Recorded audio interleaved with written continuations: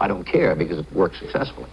You know, I have an old saying that I use for what it's worth, and you can use it in the future, Mike, is that I think that news is for the uninformed, not the informed. When somebody who is uninformed watches your 11 o'clock news show, are they any more informed, really, at the end than at the beginning? That's the question. I think so. I think they know what's happened in the world, they know what's happened in their market, and what's happened that surrounds them. But is Cogden right? A detailed analysis of his 11 p.m. newscast on Thursday, January 24th, the day we chose at random, showed that viewers who watched KGO would hardly have learned what was happening in the world, for on a day when all these news stories broke, KGO had only 58 seconds of national news on their highest-rated newscast. No foreign news. What they did have time for was this. The nude centerfold for Cosmopolitan magazine. The Playgirl Mother of the Month with another nude male. Nudity on the beach, and the Nashville Stomper, the fellow who had a fetish about stepping on women's insteps. 4 minutes and 25 seconds of sex, 2 minutes and 28 seconds of crime, 40 seconds of exorcism. No wonder. I mean, it's a tabloid. At 11 o'clock, it almost becomes a kind of vaudeville, right? Isn't fire, crime, and sex news? When did that get out of the news business? When do we have to dwell on the problems in the Middle East over and over and over again? When do we have to dwell on the Cambodian situation over and over again when there is other news going on? Isn't fire, crime, and sex news? Sure. I think we all deal in that. Even the esteemed New York Times, you know, has to put a little sex in there once in a while, somewhere on the back page. The easiest thing in the world to criticize is news. And we could sit around and do pontifical kind of news day in and day out. We'd be back where we were in the old days when we were trying to be very clever and profound about news and died and nobody watched it. Van Amberg is KGO's anchorman and executive editor, and he has a theory about the success of KGO News. It has to do with the fact that I try to relate, I try to talk, that I do get involved, that I do solve problems, that we do things, that we get the old lady the house that she's been burned out of, that we get the money for the kid who's dying from leukemia, we get him an operation that he would not have gotten if we hadn't been here. So it's not really a traditional news show in any sense? Absolutely not. No. Okay. The traditional news show is the kind that we knocked off the air here. The plastic cutout people who could not ad-lib, who didn't live their stories, who came in and read. I could never do that. I have to be involved. One of your colleagues says that what you did was just exactly what KGO call letters stand for. Kickers, guts, orgasm.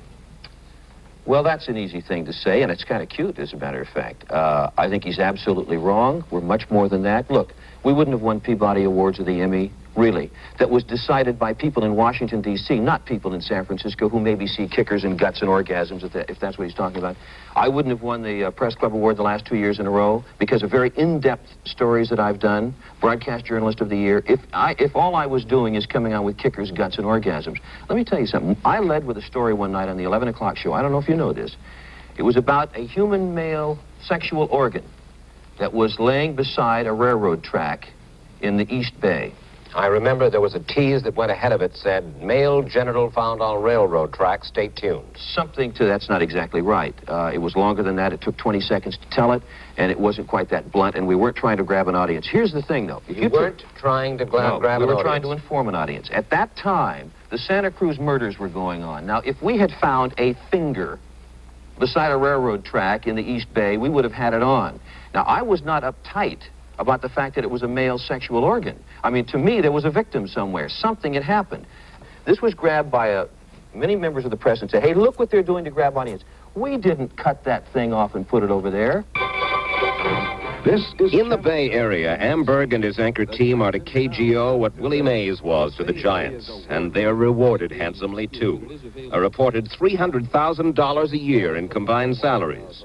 If that seems a lot, remember that 70% of KGO's profits come from local programming, of which news is the most important part. When you're dealing in millions and millions of dollars, it's good business to keep your star players well fed. The payroll is not that large across town, but neither are the ratings. KPIX News just a couple of years ago was the best in San Francisco and the most successful. It was a model for local news operations around the country. Well, then the KGO pack drove them from the top. KPIX panicked, ratings plummeted, and so did morale. 29 people left KPIX News within a 90-day period last year. Some were fired, Others quit because they disagreed with the station's news policy. Among the new faces at the station are the anchor team itself, which debuted the last week in January. One half of the team, the man with the beard, almost didn't make it. He worked for ABC in Los Angeles until he left to join KPIX.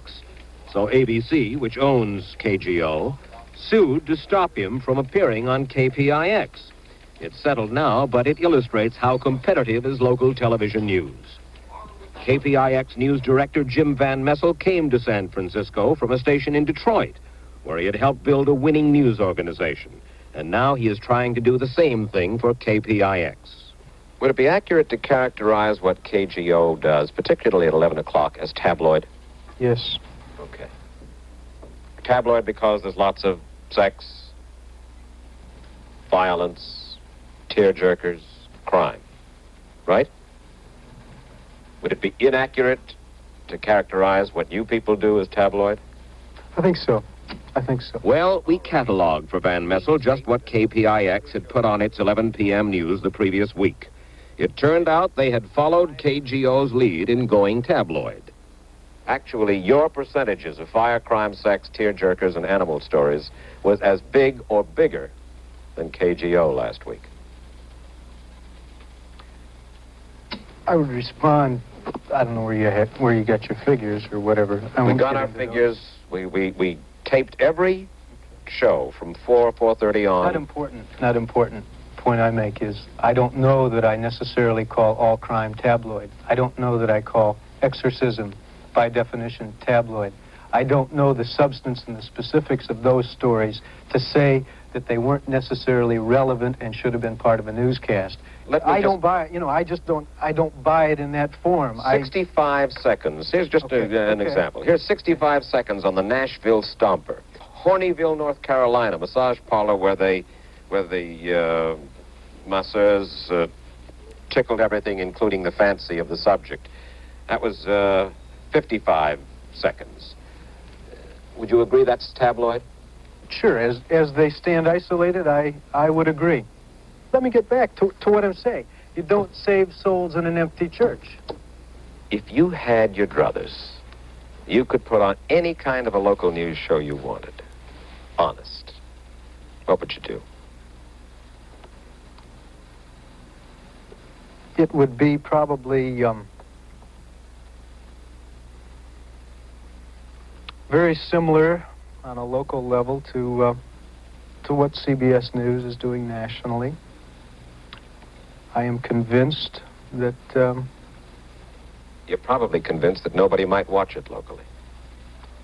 Not probably convinced. Absolutely convinced. Absolutely convinced. 7 years ago, KRON-TV News led all the rest here in San Francisco. Then they fell to second place and then to third. They have been struggling expensively and unsuccessfully with formats and anchormen and with ratings. KRON's news, new as of January 1st, is promoted as having never a dull moment. So far, the slogan doesn't fit. KRON's newscast is the most traditional of the three San Francisco stations, probably the most informative, and perhaps the least entertaining. Pep Cooney, the general manager, and Al Constant, the president, are resisting a KGO style, something they dallied with 2 years ago. Mr. Constant, little while back, you people ran an ad, News Hounds. You got your various anchor people and reporters. You look embarrassed even as I describe what you did. And you had them put on dog heads. And you advertised them in the local papers, the News Hounds of Channel 4. We started that campaign in order to get some people to watch our news programming. They weren't watching. Our ratings were pretty bad. We did that type of a campaign for one reason, a couple reasons, but for one reason, we saw it work in our competition on a gimmick type of promotional campaign. You mean the KGO Cowboy the Cowboys promotion? Primarily, yeah. And the campaign was designed for in and out 4 or 5 weeks only, and that was going to be the end of it. It was the end of it. It's a difficult thing, really, to be in a market, see a television station achieve high ratings, with what we feel, at KRON-TV at least, are not good journalism standards. You're talking about KGO. Well, yes.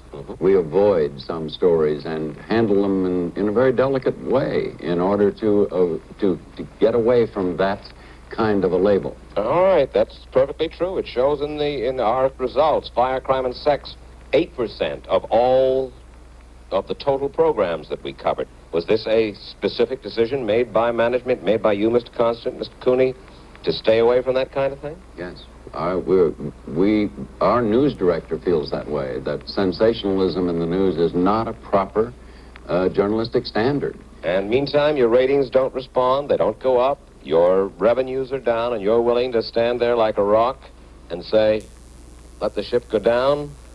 We're not going to bastardize our news for ratings.